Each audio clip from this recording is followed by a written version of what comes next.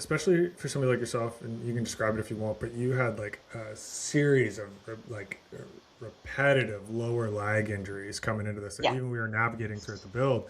And I think for athletes in your position, there's almost this like distrust of body. It's where it can go one of two ways. Either I've got to keep doing everything so it doesn't deload, or if I do these other things, it will flare up. And I think that's a lot for athletes to try to amalgamate along with the subjectivity of trying to chase a goal too, Yeah. right? And so Absolutely.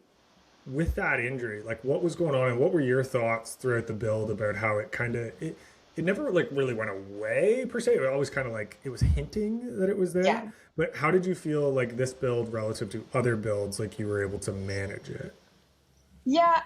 At the very beginning, you and I like kind of played a lot with like both volume, like ramp up, and I was even looking back before this, like looking at like just overall miles, and it was Hmm. like it was very slow at the beginning. We like were very, very cautious Yeah. at a certain point, and then we would add a day of running versus biking, and like see kind of how things went. And at one point in time, I know it was like, oh, we added one too many days of running. Yep. We Back. need to like back that off, and we kind of settled on like a healthy, you know, pattern that worked for Yep. me that included some cycling. So to have that aerobic volume, but still, keeping everything under control. So yeah, that was very helpful for me because sometimes, I would see that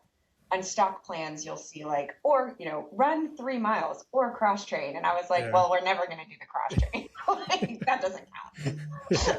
That's funny. Yeah. count. It's interesting because one of the ways I try to conceptualize injuries, and very much so did this for you in the beginning, is if you look at an injury or pain is essentially a signal from that tissue that the load that you are putting it under exceeds its capability, right? And so when you tend to think about injuries that way, you don't think about like volume or mileage. It's like how many days per week, back to back days, 3 days in a row, right? And so in the beginning, that's why I was very cautious because I was trying to gather as much information as possible about how that injury responded, Mhm. right? And then that's what allowed us. This was what was great about you starting in May, not like September, right? Yeah. Because I think we took like 6, 7 weeks to get through that, right? Yeah.